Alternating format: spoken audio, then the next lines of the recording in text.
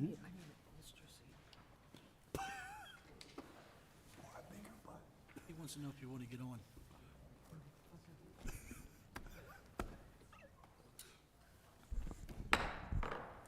Good afternoon, everyone, and thank you for joining us, whether you're here in person or online. I'd like to call the meeting to order, and we do have every member of the town council here. We have our town manager, Cliff Gravier, our assistant town manager, Terry Tiemann, Molly Daisy, our town clerk, and Will Wharton, our town IT person. So if you'd all stand, please, for the Pledge of Allegiance.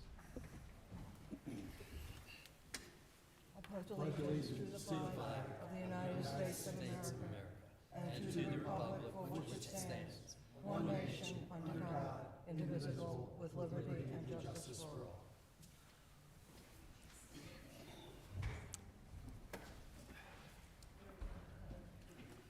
Okay, first item on the agenda is approval of the agenda. Do I have a motion to approve? So moved. Second.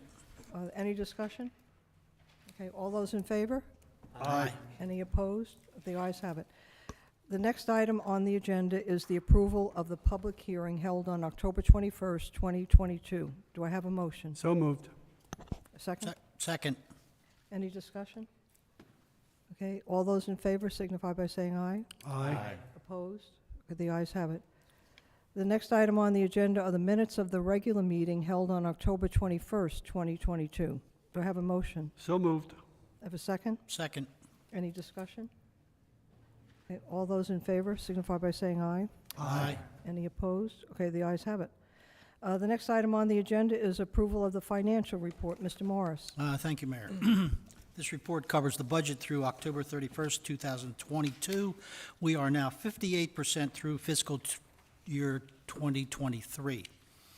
On the revenue side, there were some concerns about the housing market declined after seeing a sharp decline in revenue for July and August. However, September and October revenues were high enough to make up for those lower months. Rental taxes are coming in strong, and interest on the CDs have increased in the past few months. To date, we have collected 89.9% of the budget compared to 105% this time last year. We are on schedule to meet the budget.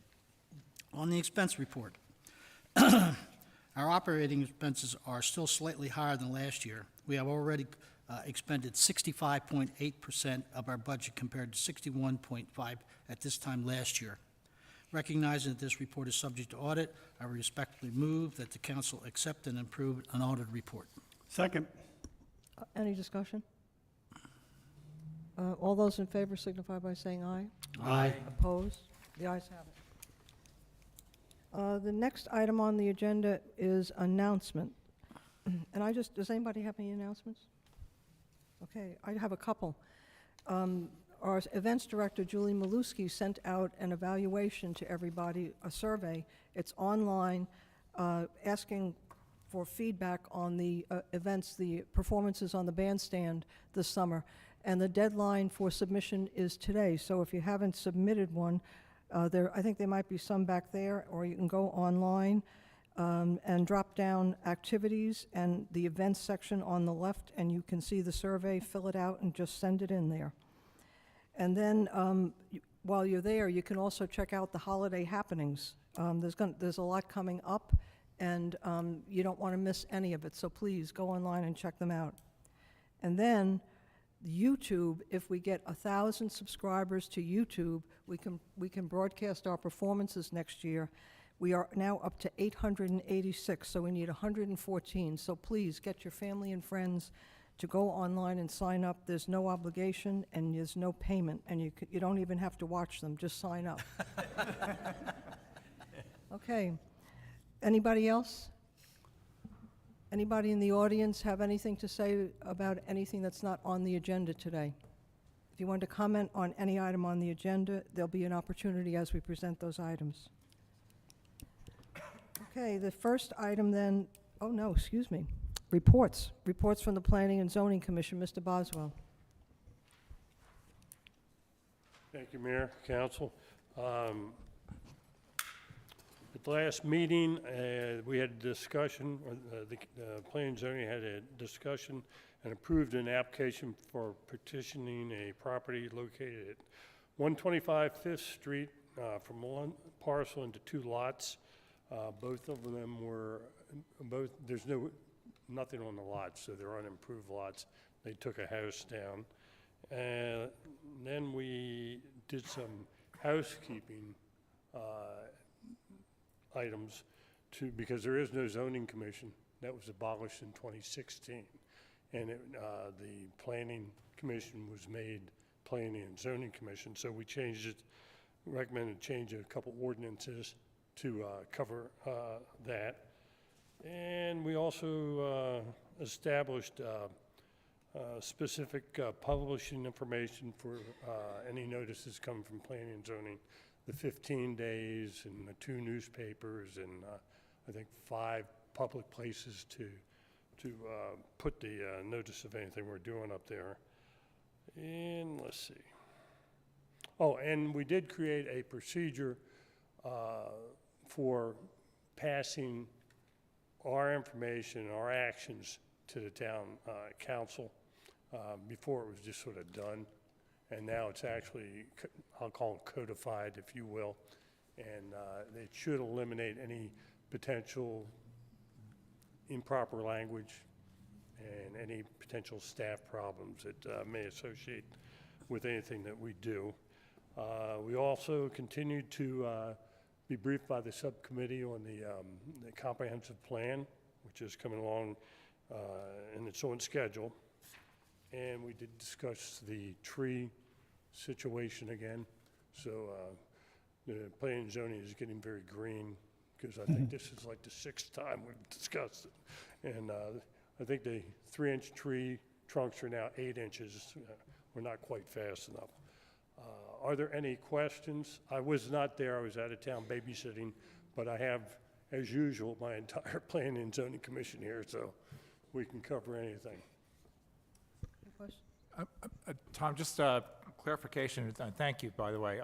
The tree project, what was that all about? I'm sorry. It's not a project, it's sort of like the greening. I tell you, the best person to answer that clearly would be our council member, because he's our tree man, he started it, and he might be able to give you a better answer. Mike, I stopped listening after you said clearly the best person. I think that's right. So we are actually, it's tied actually to the ground covering and lot occupancy stuff that we're going to talk a little bit more about. But the Planning and Zoning Commission has been exploring ways and considering options for protecting existing trees for particularly for building permit applications. This goes back a long way, but most recently we had a request for a partitioning where prior to partitioning, a developer cut down every tree or pretty much every tree on 3 lots. And currently there is no prohibition on stuff like that. So this will just try to introduce a little bit of protection for that sort of thing and encouragement for maintaining and a requirement to replace existing trees if the council sees fit to pass that at some point in the future. Scott, what was the comment about 8 inches? Circumference, diameter? Well, there's a right now, the requirement for replacing a tree on a planned residential development, which is the only place where we actually have any requirements for that, requires a tree of like 3 inches in caliper in diameter, which is a pretty small tree. I mean, it's basically this guy right here. So it's asking somebody to plant a weed and hoping it turns into a tree. So we're just looking at, in this case, we're looking at size of tree that is worth protecting. So that 8 inches would be the trigger there. Okay, thank you. Yeah, and our vice chairman just mentioned, just in case you don't understand, it's for new construction is what we're dealing with. Yep. And one question. New construction and major renovation. Yes. Mike, Yes. do you have a meeting tomorrow morning? Yes, we do. Thank Was that just to remind me to be on time? Yes. Thank you. Yes. you. Subtle. Yeah, thank you. Scott is always on time with us. Yeah. And unlike us, the Planning and Zoning Commission serves coffee and I was donuts. going to say, because he Well, gets hey. coffee That's and the donuts. reason Jerry comes. That's why. And that's why we have so many people from the council show up, right? And most of them don't even live in Bethany Beach. Anybody else? Okay, thank you very much, Mr. Boswell. Oh, anybody from the audience have any questions for him? Okay. All right, the next item on the agenda is a report from the Cultural and Historical Affairs Committee. Mrs. Olmsted.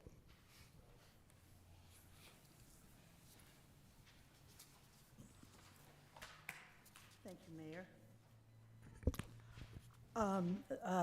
The Cultural and Historical Affairs Committee met on, I don't remember when they met. I think it was a week ago Wednesday. The committee was given a copies of a letter that we received via email from Christian Lefavre, who is a prominent citizen of Bethany's sister city, Perrier, in France. Christian has visited Bethany on several occasions, most recently in July of 2017, when Bethany hosted 12 Perrier visitors here in our town with 3 days of various occasions and events.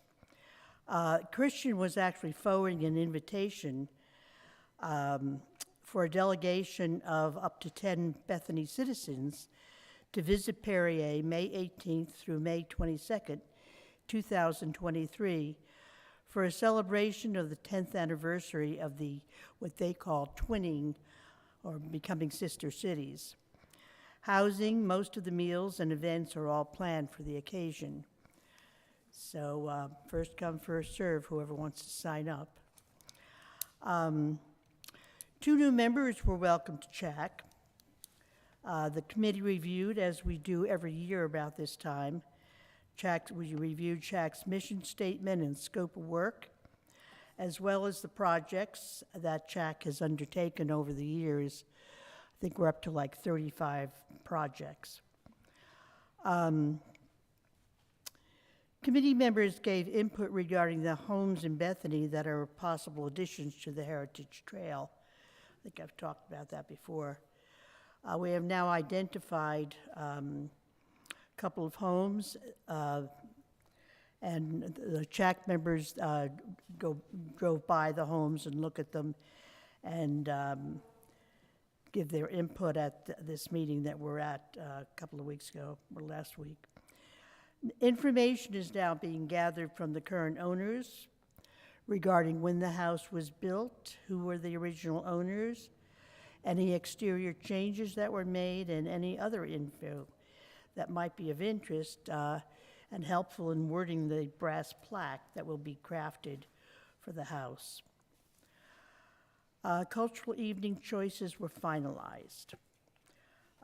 We haven't had cultural evenings in a few years now because of COVID, so we'll be resuming them this winter.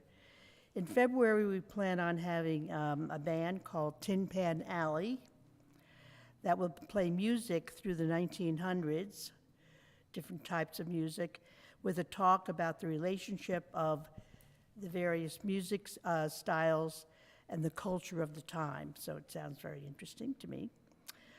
March, we hope to have Denise Clemens, who is a local author who lives in Lewis and has written a book called The Culinary History of Southern Delaware, Scrapple, beach plums, and muskrat.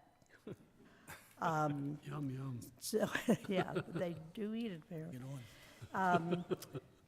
So we hope that Denise will come, and we're trying to coordinate with, that happens to be a restaurant week that is being, the chamber is putting on, so hopefully we'll be able to, we're gonna have it right during that week.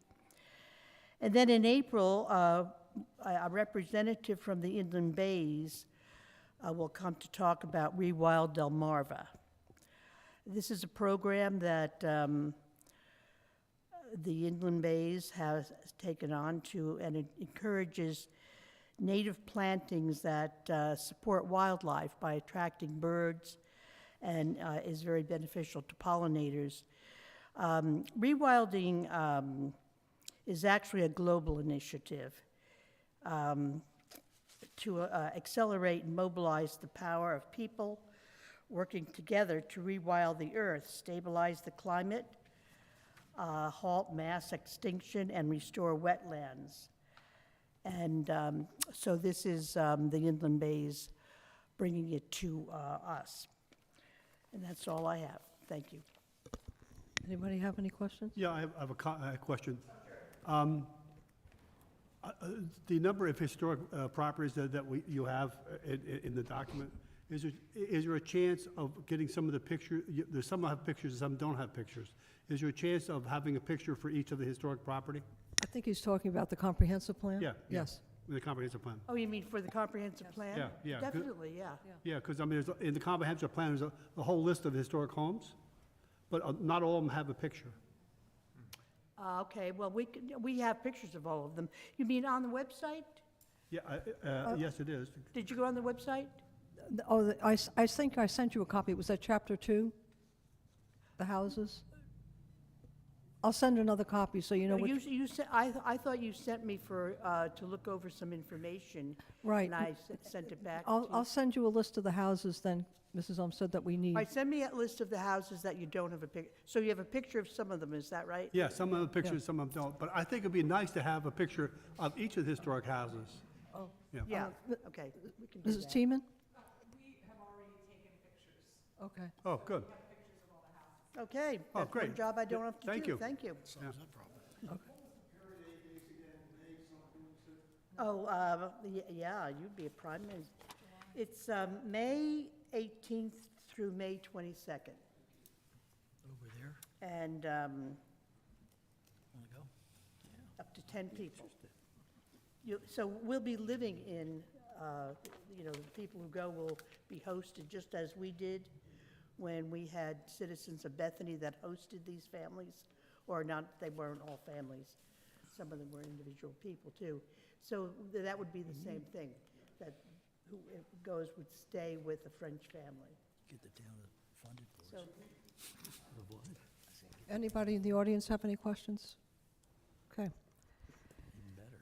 And now the next item on the agenda is a report from the town manager. Mayor, Ravi. council, the Loop Canal dredging was completed, I believe, right about 1910. Began 2 or 3 years before that. And since that time, the Loop Canal has never had any maintenance dredging. What you see, the fact that it's largely silted over in large portions of the canal, and the fact that the bank continues to erode in the canal, part of the reason for that is, again, that the town has never tried to engage in any sort of maintenance of the Loop Canal itself. As a matter of fact, the town didn't take ownership of the western portion of the Loop Canal till about 12 years ago. We have recently found out, we knew that in 2 budget cycles ago, the state did give the Department of Natural Resources enough money to dredge White's Creek in the Assawoman Canal. And they're going to begin that work probably in the next 12 to 18 months. I think that's optimistic, but that's what they're shooting for.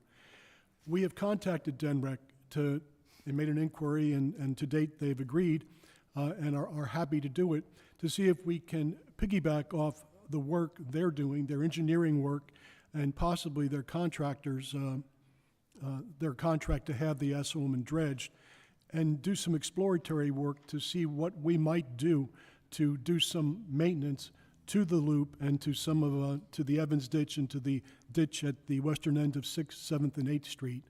And I'm not thinking that we would ever become engaged in a full depth reclamation of the loop, probably because of cost, but at least this might give us a great opportunity at some savings with the positive synergy of working with the state to do some maintenance dredging, to take down some of the high points, especially because now we'll be fortifying the bank at Lake Bethany with the possibility of the dam, doing some maintenance work of the loop and taking advantage of probably the most significant opportunity here, and that would be a place to deposit the spoils of any work that would be done.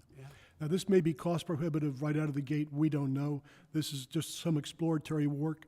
The major portion of that is going to be a bathymetric study of the entire of the entire loop. Probably somebody could do that with hip waders, but, so we'll see what that tells us, and we'll be going from there. But it is an opportunity that I do think we should take advantage of.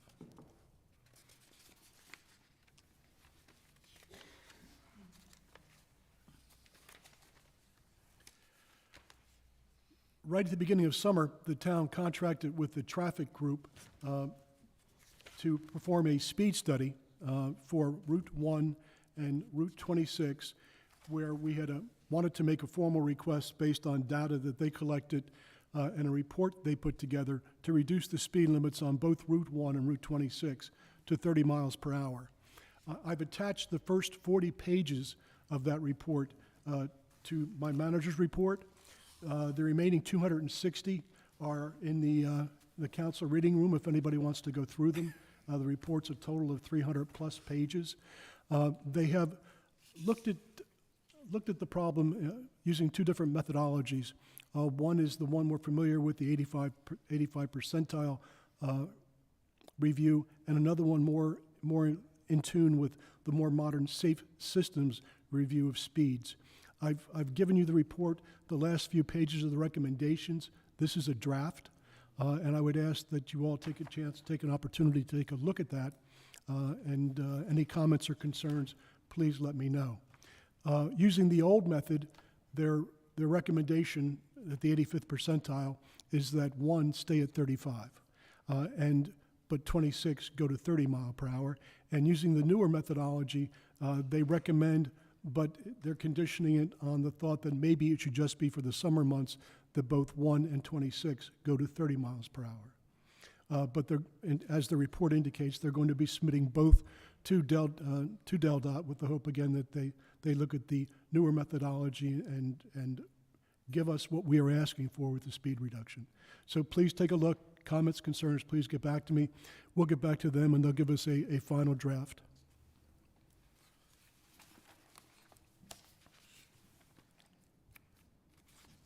Cliff, can I ask you a question about that? Sure. I haven't had a chance to read it, obviously, but one of the concerns I have is if we change speeds on towns, on certain roads within the town, depending on whether it's seasonal or off-season, can that be confusing for some people?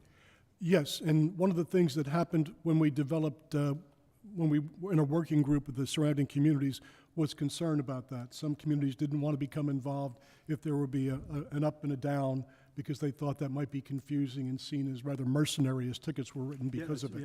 Yeah. But at the end of the day, given the unusual circumstance we have here with the tens of thousands of people we have crossing Route 1 from the north end of Bethany to the south end of South Bethany, that maybe we just do that regardless. But again, I think it will be maybe what you all have in mind when you look at the report, and what maybe the surrounding communities have in mind also.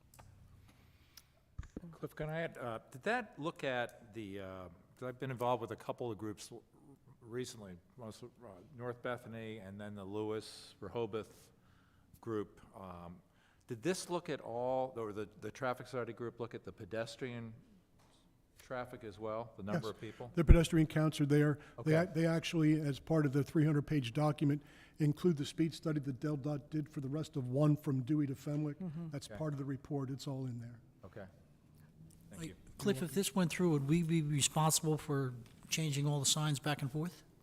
If this went through, yes, I think it probably would be a small price for us to pay. I don't know if DelDOT would DelDOT, I don't take think it upon them. They don't let us do much on Route 1, but I'm sure they would like to give I us know that how long- shore. so- I know how long it took them to get Kent Avenue reduced. Yes. Yeah, so, with the signs anyway, so, But okay. that's the way they work. But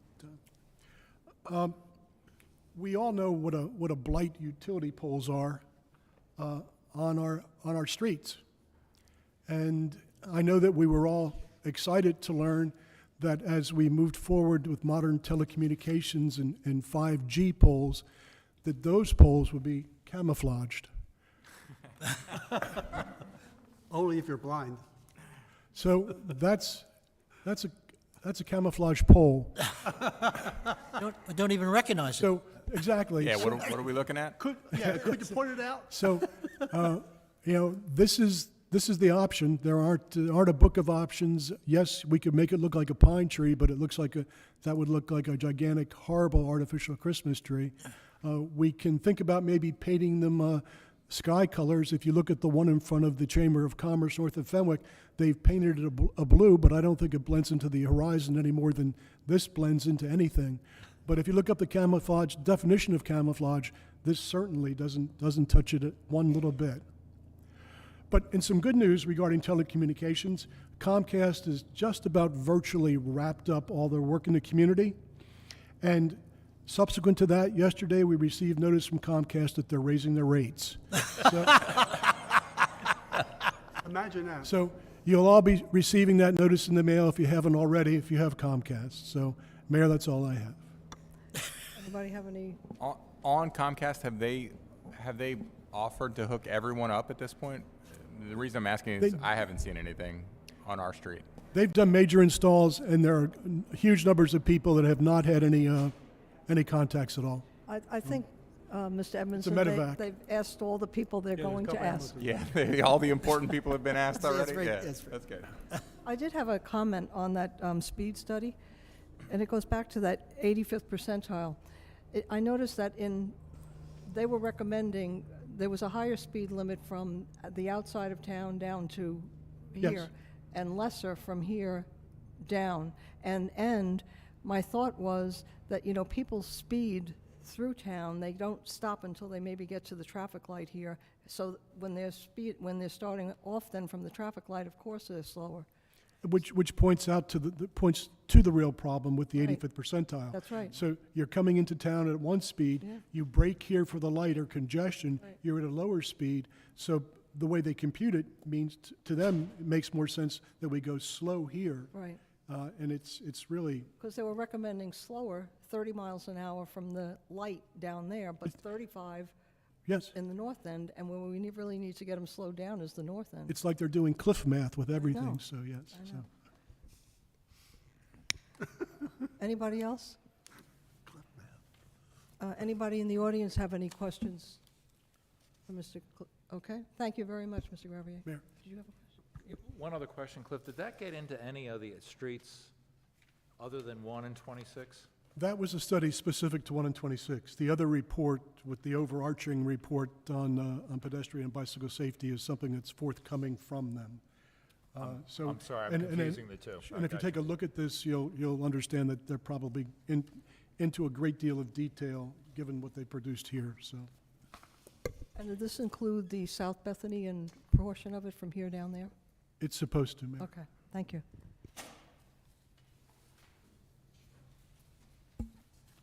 Okay, now we'll go to the, there's no old business, so we'll do new business.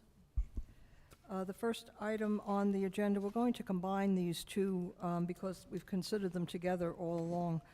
The first is discussion, consideration, and possible vote on an ordinance to amend Section 425-2 of the Bethany Beach Town Code to add additional words to the definition and word usage section. And a synopsis, this ordinance amends Section 425-2 by adding the terms natural area and pervious material in the definition and word use section of Section 425-2. And we're combining that with the second item, which is discussion, consideration, and possible vote on an ordinance to amend Section 425-27 of the Bethany Beach Town Code.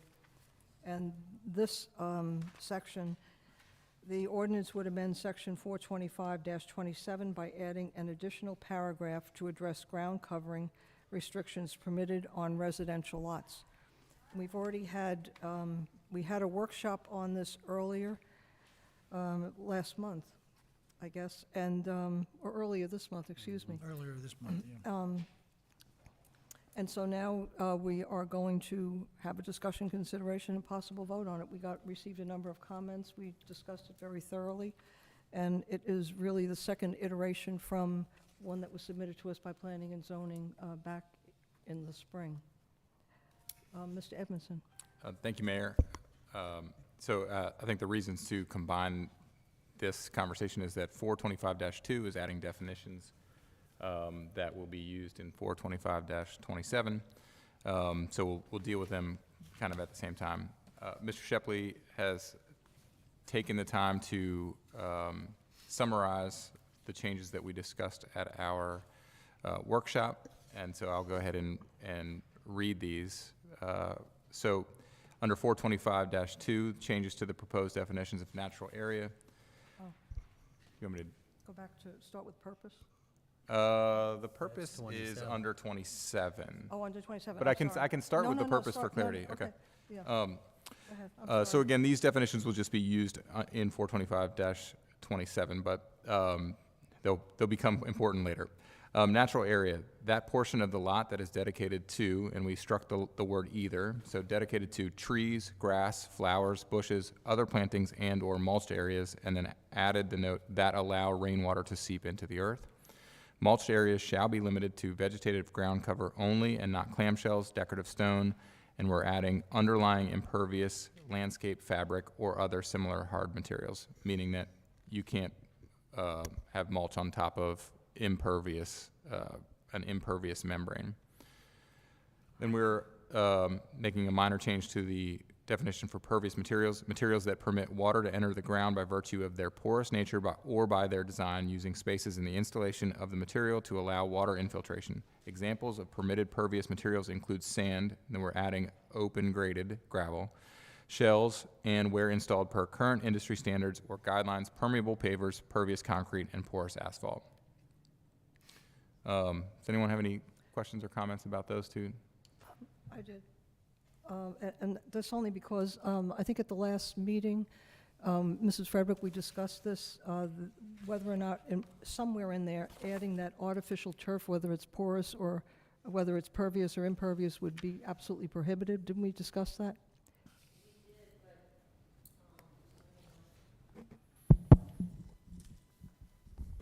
It was, it was brought up, but there are two different types of it, whether we like it or not.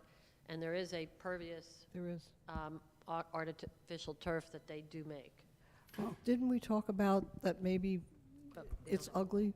it is, So, in my opinion. So maybe we should, well, because I think one of the purposes of this, when, as I recall, planning and zoning starting out, was also aesthetic. it is aesthetic too, so yeah, it's beautification, but my thought would be, and Susan, tell me if you agree, is that the pervious version of turf would count against your paved coverage because it's not natural area.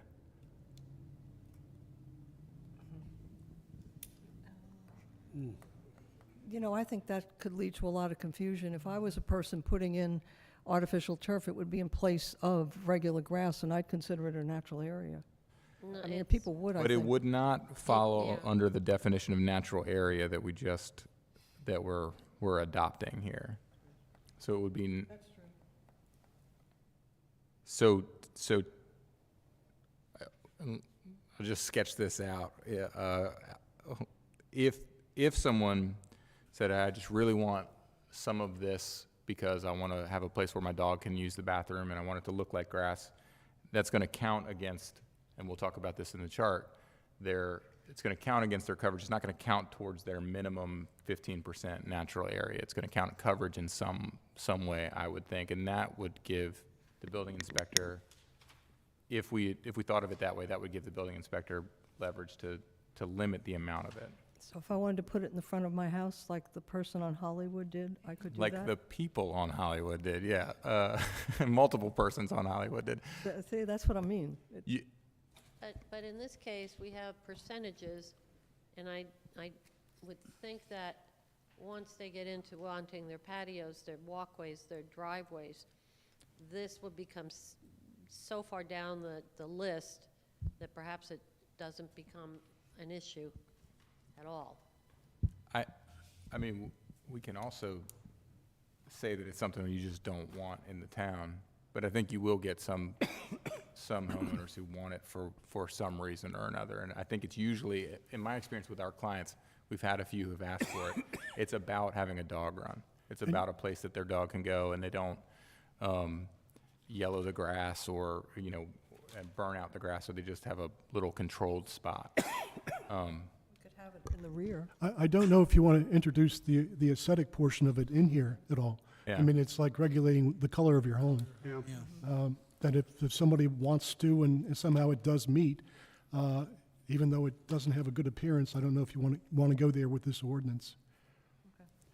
And the other aspect of that, I think, of some of the investment properties here in town, you know, this is an alternative for them, rather having somebody come in there and, you know, mow it on a regular basis. Yeah, right. It could be another, like, it could provide some limited space for people for like kids to play in the backyard that doesn't have to be mowed constantly or something. But I agree with Susan that the restrictions on pervious and impervious materials are going to push it pretty far down the list into things you're considering, and it's going to get to be where you're not just covering your whole lot with it. I Yeah, think. that's a good point. So which is it going to be? Is it going to be pervious or non-pervious? Well, it would be in the way that it's happening in my head right now.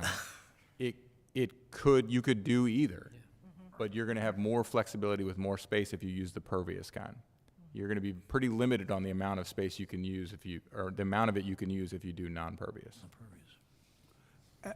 How would Susan know the difference? Oh, well, they have to give me the specifications on it.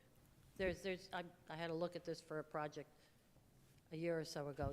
There's definite specifications on how it's put in, and you can go over there and run a hose on it and see if it All right, goes through. so you have that ability to know that? Yeah. Gotcha.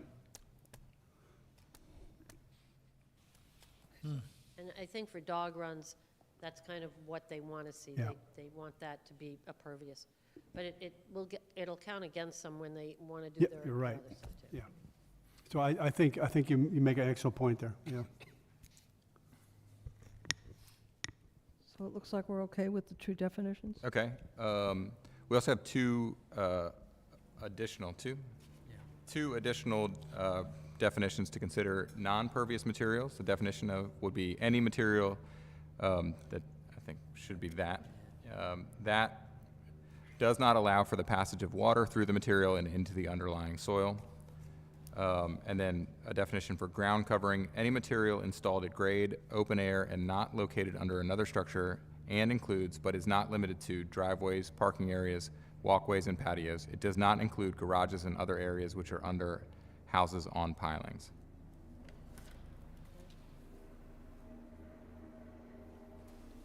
Any questions or comments on Joe that? visiting again? They're just taking off, Scott. Does make me feel very presidential to host a press conference right in front of my Don Quixote moment over here. Okay. Okay, so then we'll move on to the proposed changes to 425-27. We would include adding a statement of purpose to the beginning of this. So that would read, the purpose of this section is to promote effective stormwater management on residential lots by limiting runoff directly into streets and providing for more absorption. More, yeah. More. You guys are trying to treat me like Ron Burgundy here. I will read anything. You're right on the end. For more absorption and filtering of stormwater within property boundaries by providing options that limit the percentage of a residential lot that can be covered by impervious materials and require that a portion of a lot contain a natural area as defined in the ordinance. Comments or questions on that? And then a change to the last paragraph, we'd strike the words alternative path and then begin, in the event that, we'd strike existing ground coverage exceeds the allowable area indicated in the table above. So I'm just going to read this clean first time through. And change to the last paragraph. In the event that additional ground covering is requested and such request would cause the resulting total ground covering or the non-pervious covering area portion to exceed the allowable areas permitted by this ordinance, the building inspector shall review and make a determination on signed and sealed solutions developed by a licensed civil engineer and/or landscape architect, provided that, in the building inspector's opinion, the proposed solution is consistent with the purpose of this ordinance. What this would allow for is, just to recap when we had the engineer from McCormick and Taylor proposed that simply requiring pervious materials wasn't the only way to deal with this issue. This would allow the building inspector flexibility to approve plans when stamped by a licensed landscape architect or civil engineer that demonstrated that runoff was being contained on a lot, say through the use of rain gardens, and et cetera, and would mean that those types of alternate path solutions would not have to come, say, before the Board of Adjustments or Planning and Zoning and that sort of thing. So it would streamline the process Yeah. by which a homeowner could, say, exceed potentially the impervious areas. I have two comments on that. First, Susan, I think pervious could also be exceeded, so it would seem to me that that should be added. So it would be total ground covering or the pervious or non-pervious covering area. If any of those percentages were exceeded, they would have to come to you. Yes. And one of the reasons was not, they wouldn't go to the Planning and Zoning Commission, they'd have to go to the Board of Adjustment. To the Board of Adjustments, Yeah, right, and yeah. we don't want that to happen, so Yeah. it's easier to go to the building inspector. I agree. A question, do we really need a civil engineer involved?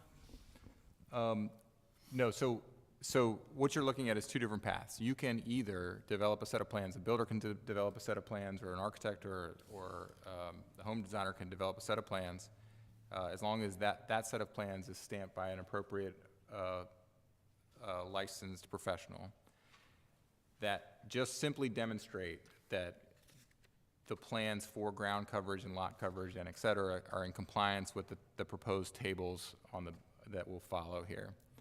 If for some reason a homeowner had a request for a greater amount of impervious area, a great amount of lot coverage of any kind, they would then have to go to a civil engineer or a landscape architect to prepare a set of plans so that set of plans is signed and sealed by a professional engineer or architect that is proving that these things are working. So an example of that would be the Onofre property. When we were looking at that at the Planning and Zoning Commission, they had a civil engineering plan that demonstrated that all of their pervious paving was going to capture actually more stormwater on that property than the vacant property itself was doing. That's not something that just anybody can do.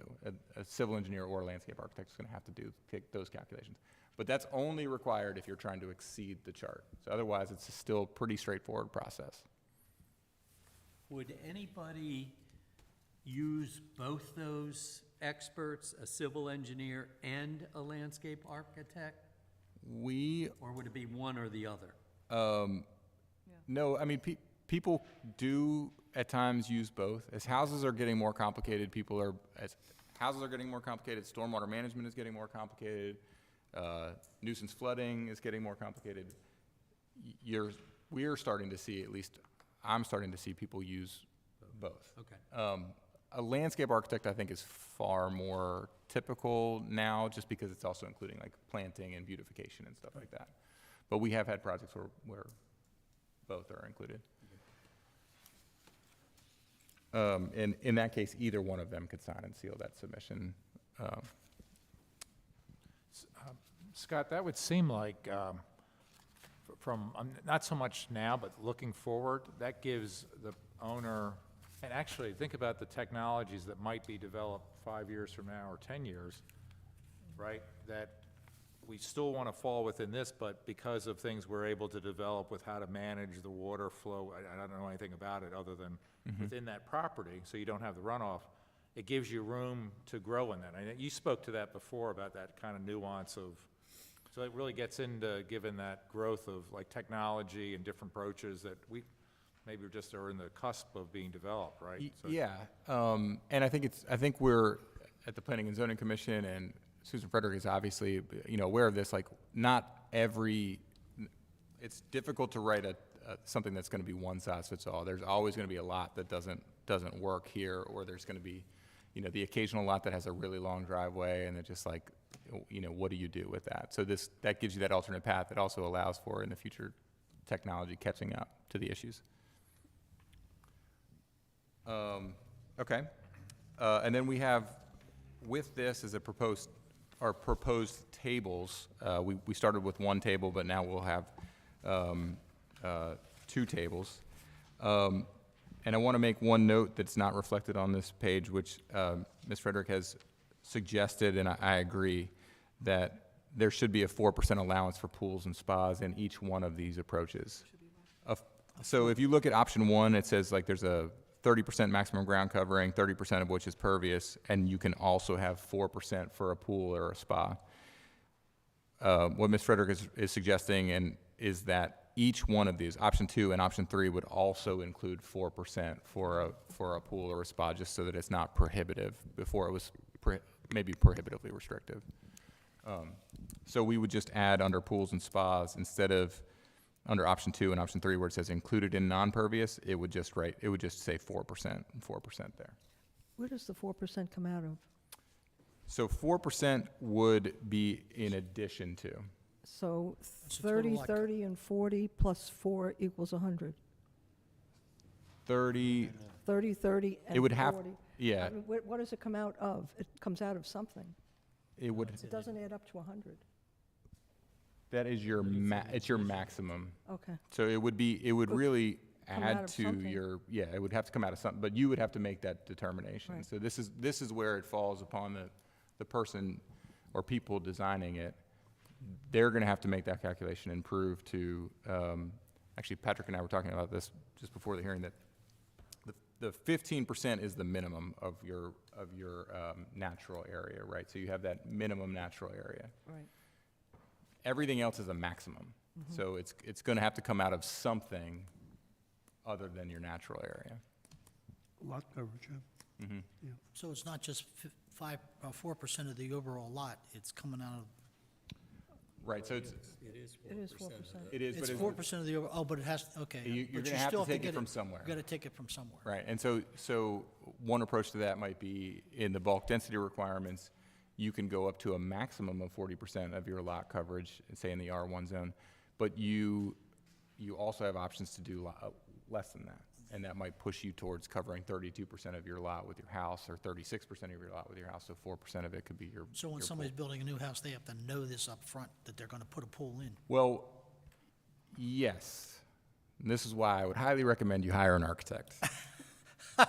or a civil engineer.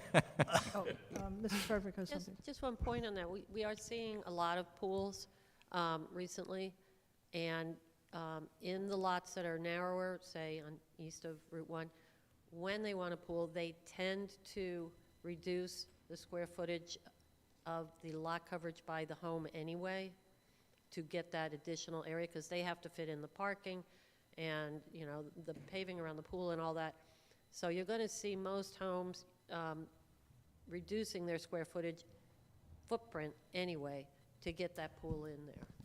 Yeah, as you well know, in Turtle Walk, there's been four pools just this year. Yes. Yeah. And we've also seen pools elevated onto like a deck. I think there's a couple over Yeah. here. Those would actually count against your lot occupancy, your lot coverage Right. with your They're then structure. just rolled into the lot coverage. This is simply so that you would have a little more space for a pool being non-pervious. It would give you a little more flexibility with non-pervious area, but you would have to take it out of something. And then we are providing an example of the options for each of the, for a 5,000 square foot lot. So, and again, you would just say 200 square feet of area could be dedicated towards pools under option 2 and option 3. It makes sense. Will we be including the diagrams as well? Because it seemed to me that when some people were confused by it, but when they saw the diagrams, it made more sense. Would that be helpful to include? Yeah, I mean, at the Planning and Zoning, a recent Planning and Zoning Commission hearing, we discussed the possibility of having sort of a best practices guideline on the website, so it wouldn't be necessarily read into the ordinance, but it would be available on the website where you could look to it and refer to it. So I think that would be a helpful thing to do. As an architect, would you look at that? Everything I do is unique and beautiful. Yeah, no, I do think that things like that are helpful as an architect. I mean, we keep putting these restrictions on, and somebody's got to understand these, and the layperson is not going to get it.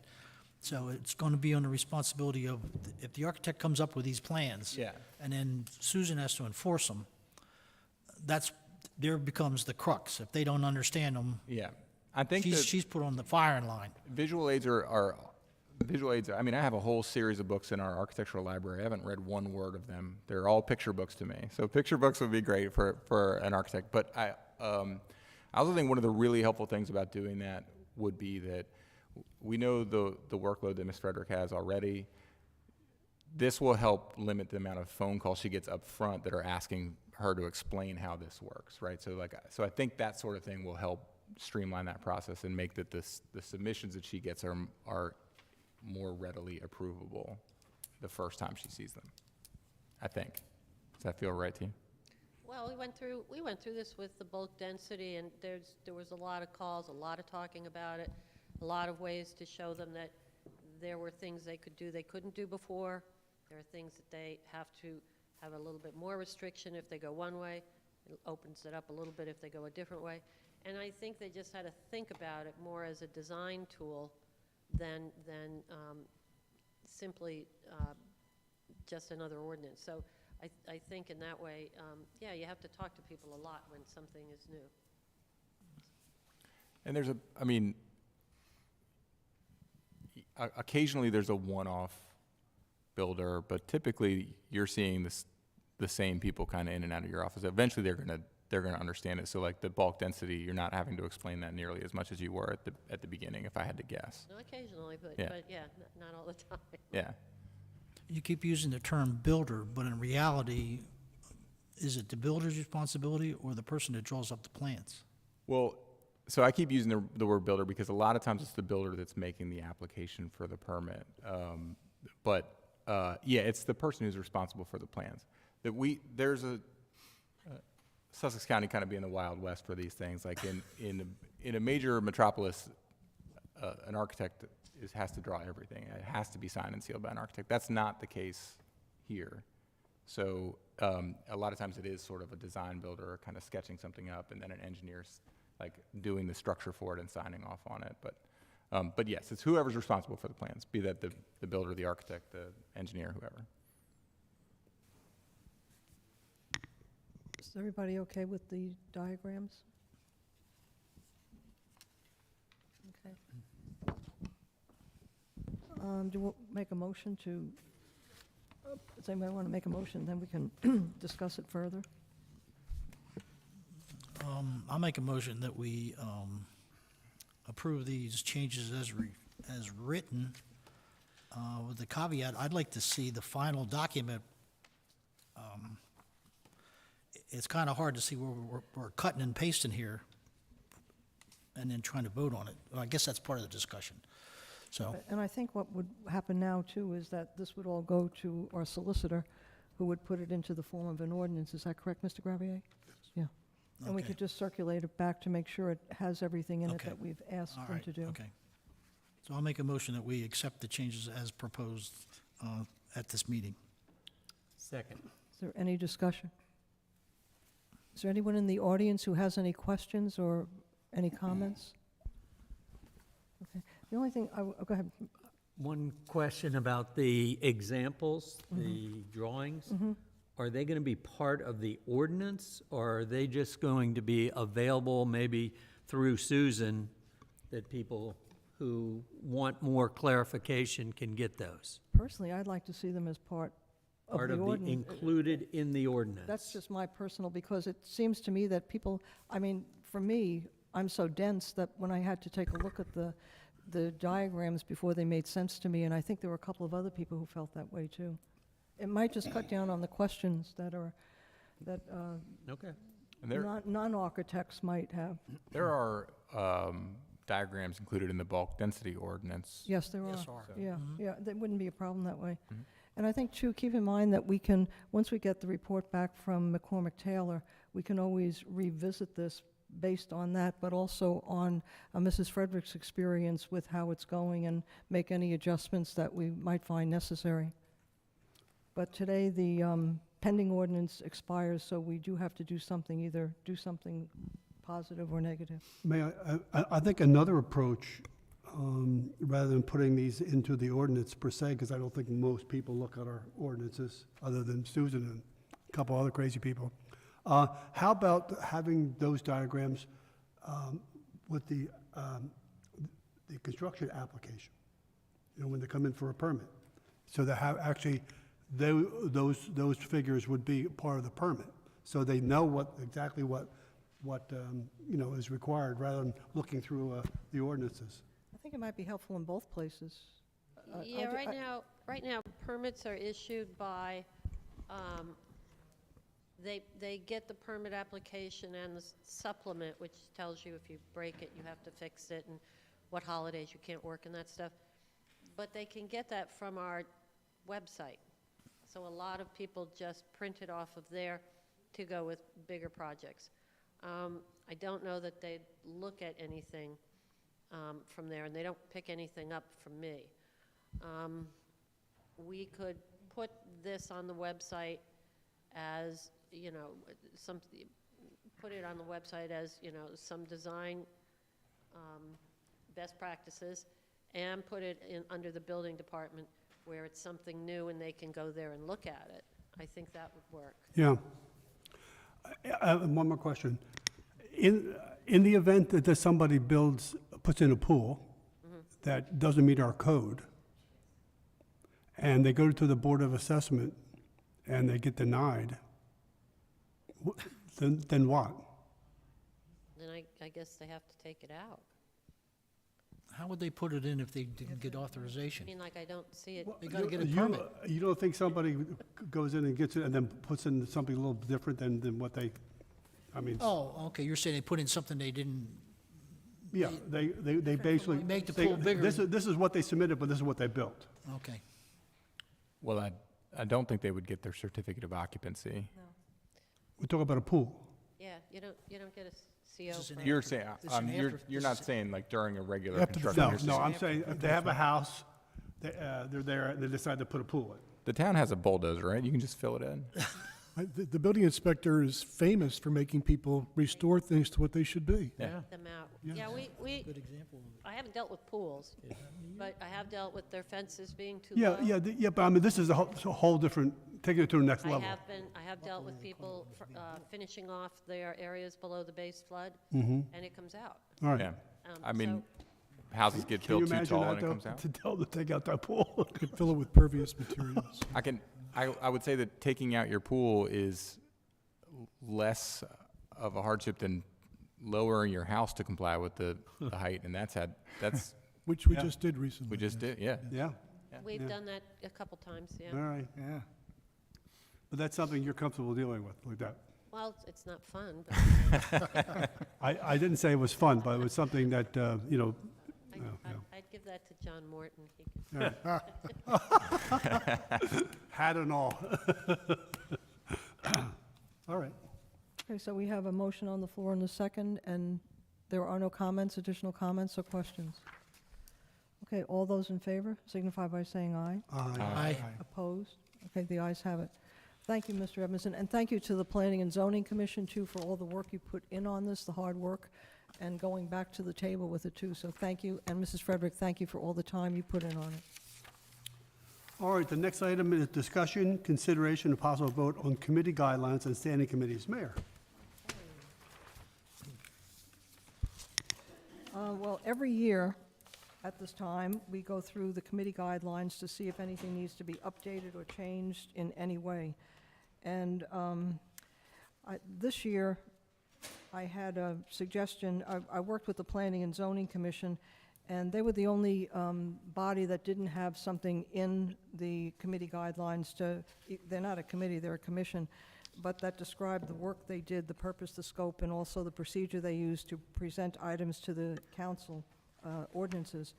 So we worked together and came up with this purpose, scope of work, and procedure that you have before you.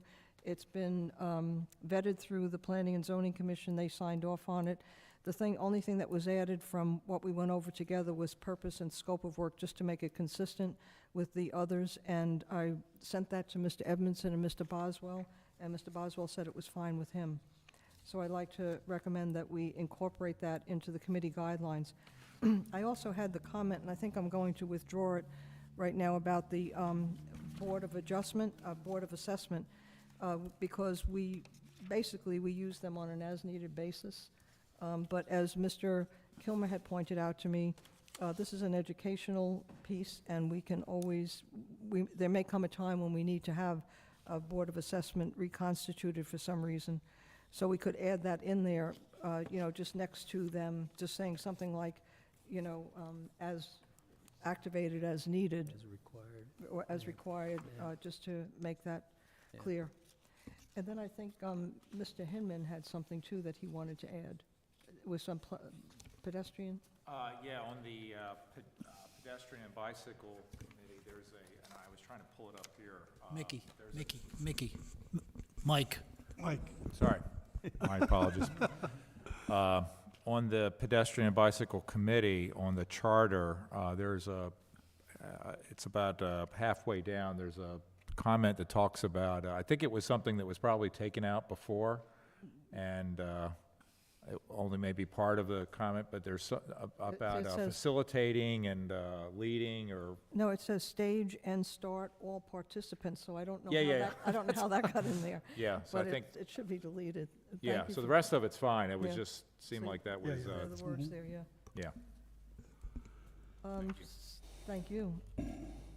So other than that, I move that we approve the committee guidelines with the suggestions, the recommendations just presented. Do I have a second? I'm sorry. Oh, I'll second it, All right, but second. Comments? I have another Okay. all right. cosmetic change on Okay. page 3. Item N, at the very last, it's dealing with the 4th of July Parade Committee, and enables them to fill their role. The following paragraphs of this membership section do not apply. E, F, G, high, and I. Yeah, I I suspect thought we did I- that last time. Well, it's still in mine, Okay. the extra I. Okay, It wait, should read E, F, G, H, and I.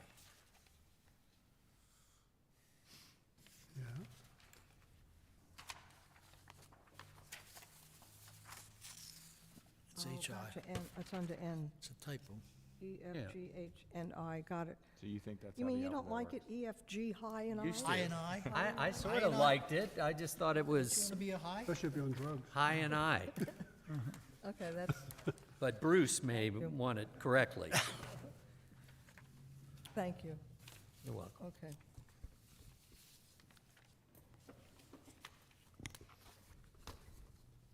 Next. We got to We vote. had a vote. Vote. Oh, I'm sorry, Oh, no, I think, any others? any more other questions discussion? or any comments? No. We have a first and second, all in favor? Aye. Aye. All right. All right. Okay, this next item on the agenda is discussion, consideration, and possible vote on the town council procedure and protocol manual. Mr. Kilmer? Yeah, this is a very handy document for especially anyone who's new on council. It really basically reviews the responsibilities, duties, what you can do, what you can't do, especially dealing with FOIA and stuff like this. So it's something we look at each year to make sure there's any changes to be made. For me, it was a very handy document to have, especially when you came on new. So if anybody doesn't have any issues, I'd like to make a motion to approve this, the current version, the Town Council Procedure and Protocol Manual. Do you have a second? Second. Okay, questions? Anybody want to make any recommendations? No? I would just point out, too, that Mr. Kilmer wrote this originally many years ago. Yeah, when I came on council, Came on council. I thought it was handy, yeah. He made it all up. He made it Made it all all up. up. Good document. No. Yeah, It's very I will helpful. add, as a new member, it's extremely helpful. Yeah, Yeah. it is. It is Thank you. very helpful. Thank you, Mhm. Mr. Kilmer. Anybody in think the it- audience? I didn't think it had enough pictures. You, what? Oh, you want? You mean of historic We properties? can take care of that for you. That's Yes, why you didn't read it, huh? We'll get some pictures. Yeah. Yeah, thank you. Yeah.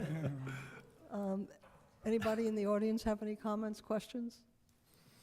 Okay, hearing none. We have a motion on the floor and a second. All those in favor signify by saying aye. Aye. Any opposed? Okay, the ayes have it. Okay, the next item on the agenda is discussion, consideration, and possible vote regarding setting dates for public hearings on the Kent Collins pathway. Mr. Gravier.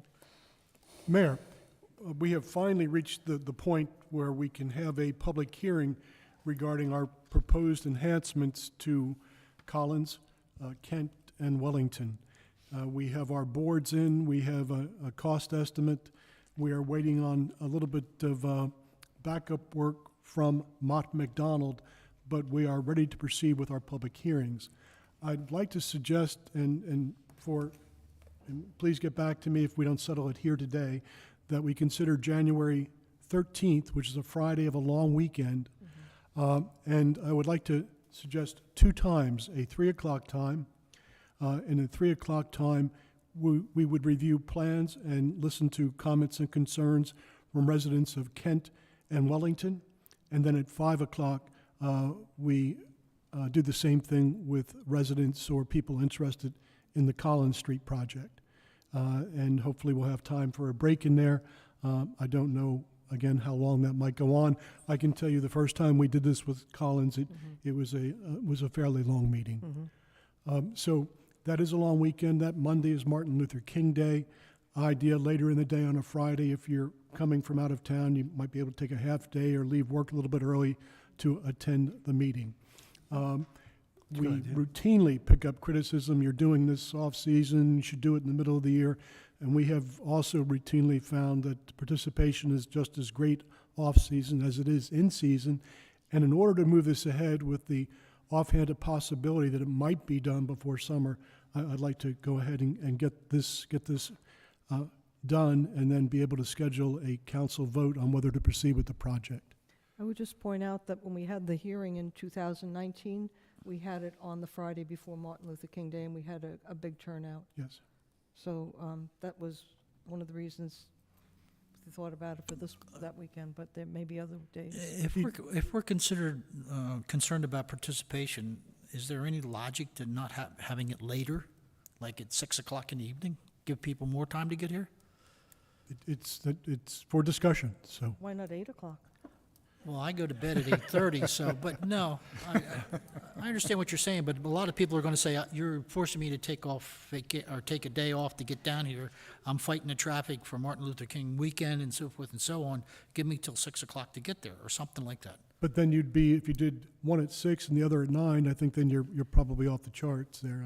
My suggestion is that people get awfully hungry by 6 o'clock, and they'll be worked up enough about this anyway. We serve dinner, We'll serve dinner, we could, and drinks. coffee and donuts. No, not at 6 o'clock at night. We'd like to get everybody here, we'd like to get everybody here before happy hour, so. Yes, I know. I don't know, the meeting might go better after happy hour. No, I don't think so. There are a lot of people who come down earlier just to try to avoid the traffic. I don't know. No matter what time you Yeah. set it, or what day you set it, it's not gonna please everybody, They can't. so, We did get a big turnout when we Yeah. had it at 5 o'clock yeah. back in 2019. As a person on Collins Street, John, what do you think?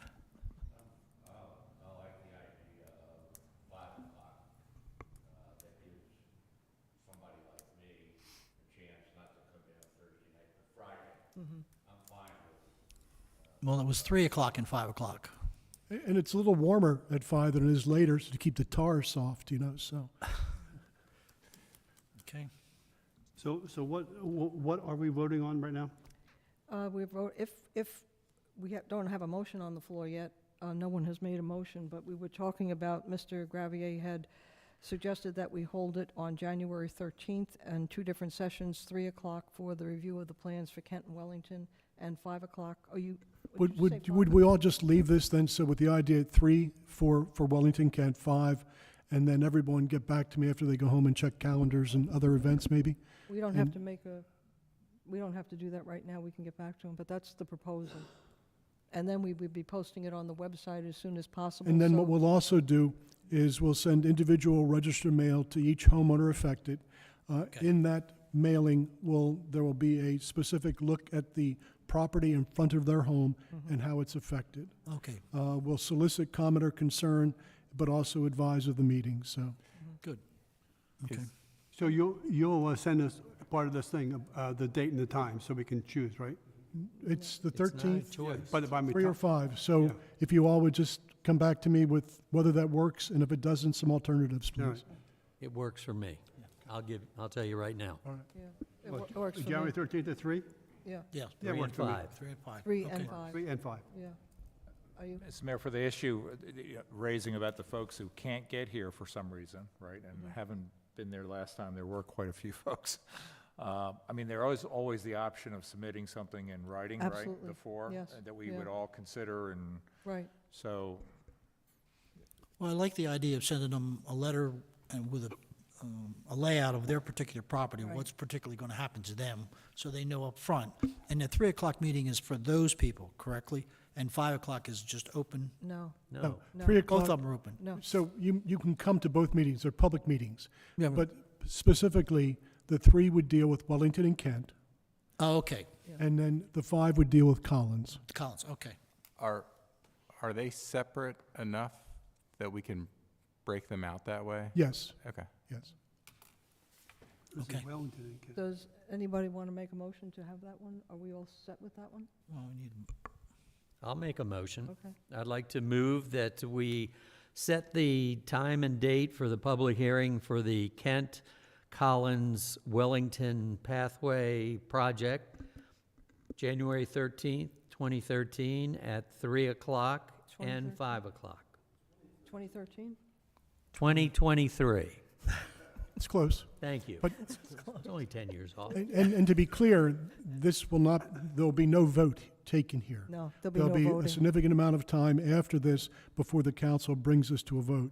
In addition, there will be a council workshop on December 12th, which you're all aware of, and at that point in time will be the first time the council sees the actual diagrams of the plans and reviews the current cost estimate. There will be no vote taken there either. It'll be informational from staff to the town council. We would have the vote then maybe at a meeting in February, Yes, depending upon whether or not we need more time. yes. Right.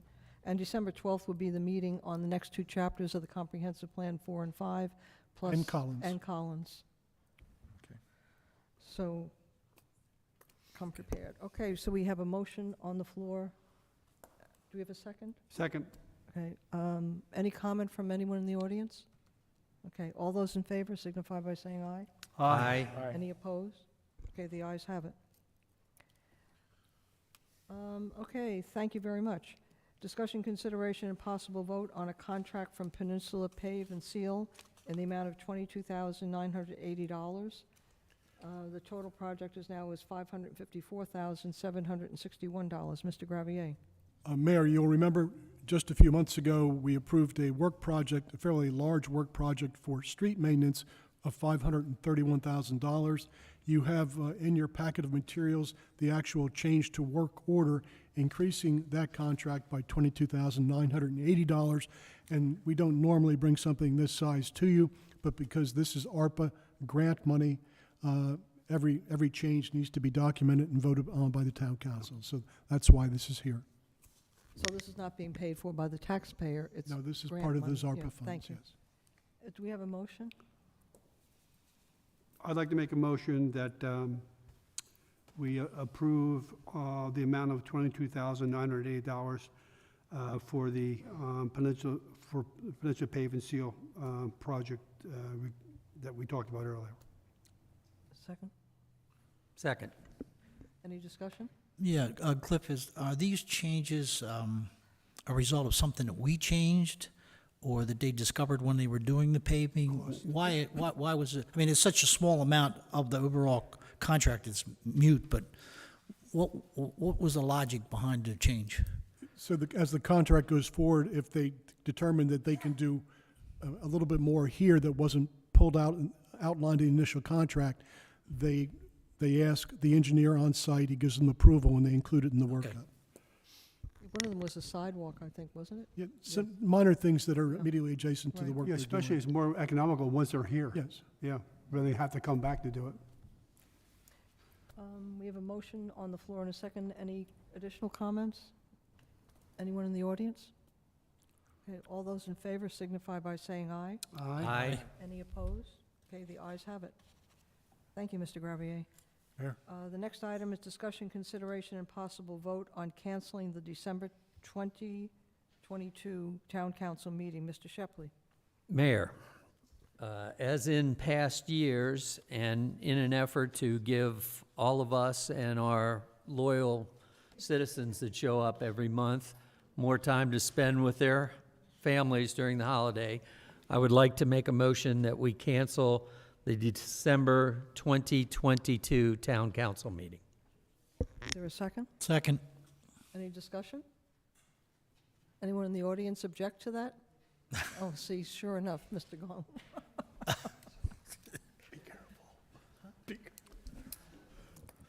He's going to recommend we take a hiatus till June, I think, so. John Gahn, 676 Collins.